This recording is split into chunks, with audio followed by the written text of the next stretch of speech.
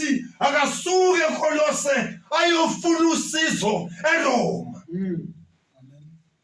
Uma efika lapha eRoma ufika uhlangana noPauli eboshiwe, ufika uyambikela ukuthi lela bandla laseKolose, lela bandla liyahlaseleka.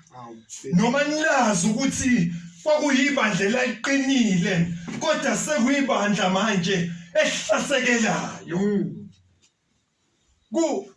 Kunento engiyithandayo ngale ndoda le. Ithe imibono ukuthi na umsebenzi kaThixo ufa. Yangasebenzisa ukuthi anginandaba ngoba bakhona ababekiwe abamalida ngaleso sikhathi. Amen. Yathi ngoba into kaNkulunkulu yangabheka ukuthi mhlambe sasibekelwe idikoni ubani noma ubani wayebekiwe ngaleso sikhathi. Kodwa yabheka into kaNkulunkulu ukuthi yafa, yasuka yayofuna usizo. Amen. Ngoba ikhona lento insizwa ukuthi uma sekubonakala ukuthi lenqola esihambayo ngathi yafa, athi umkhize noma ikhona indlela ukuthi akasuke la ekhona ayofuna usizo, athi angizoya ukufuna usizo ukuze kuzobonakala ukuthi umntaka mhlophe uyahluleka ukuze ngizongena. Amen. Amen. Yathi le ndoda yangabheka ngalelo lihlo. Amen. Kodwa yabona umsebenzi kaNkulunkulu ufa. Yathi ngihambe ngofuna usizo. Wafika wambikela uPauli inkinga abahlangabezana nazo lapha eKolose. Amen. Bathi ke ababhali lona leli bandla ekhulweni ikhize lalimiqinile. Amen. Kwadla ukuthi ke noma ibandla lingamaqiqine kanjani kodwa uSathane uhlezi ngamajala. uSathane uhlezi ngaso sonke isikhathi nje elindele isikhala ukuze ezothatha indawo. Selithi ke iBhayibheli kwathi khona leli bandla lisaqinile linjalo kwabe sekufika ke abanye abathi bona bakholiwe. Bathi uma befika laba abakholiwe bafika beza nezimfundiso ezihlukile kunalezi akade bezazi lamakhono. Kwenza ukuthi ke noma laba bebeqinile ekukholweni ngenxa yemfundiso zalaba zafika lezi imfundiso zafika zabadida okukholeni kwabo. Bafika badideka bangazi ukuthi manje ikona kuyikuphi. Sibambe kuphi siyeke kuphi kulokhu ebesifundiswe kona. Amen.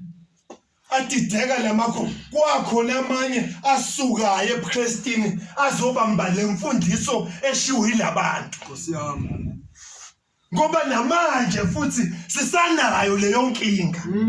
Kulamabandla ke akhona ngesikhathi samanje. Ziningi imfundiso eseyifikile sisabambeleleleza eyindala eyifikile namanje ezikwenza ukuthi ugcine usudideka ukuthi kahle ikuphi okuyikona. Amen. Amen.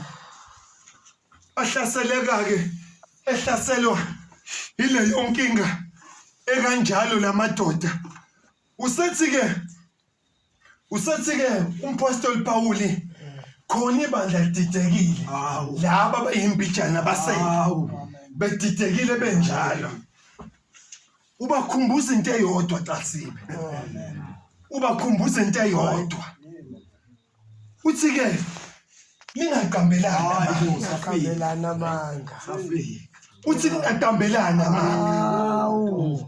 Hayi singamle amadoda sonke siqambelana amanga.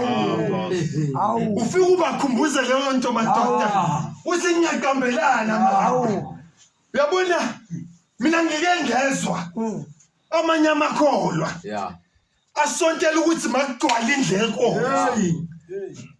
Uthi ungafika khize nobubi bakho athi wona kunokuthi kuthiwa lezi zinto ziyasala. Yes. Athi wona uright nje. Hey. uNkulunkulu ufuna inhliziyo yakho. Okunye nje wena uright umunje. Uma umnika inhliziyo kuphelele. Ningagambelana manje. Yes. Kwavuka umhlabeleli. Uma nihlabelela insizwa ngeminye imini. Nithi nihambiso kwakhe nabantu baze babone. Manje fika lento ingqake mebethi kufuna inhliziyo. Wena noma ungasalunje uNkulunkulu mayithola inhliziyo yakho. Ungagambelana manga madoda. Ungagambelana manga. Amen. Ngizosho lokho nje sibheke kunyakozayo ukuze sizothi mesikala kahle madoda sikhumbule into eyodwa ukuthi uthe unyaka umuphela. Uthe unyaka umuphela. Wazi ukuthi umuzoma kule ndawo kubuye into eyodwa. Ngagambelana manga madoda. Ngagambelana manga. Nithi-ke mendlula kulokho madoda nikhumula umuntu omdala nezenzo zakhe. Nikhumula umuntu omdala nezenzo zakhe. Umpostoli Pawuli lo madoda, umpostoli Pawuli lo lento ayishoyo bese ukhizuke wayenza.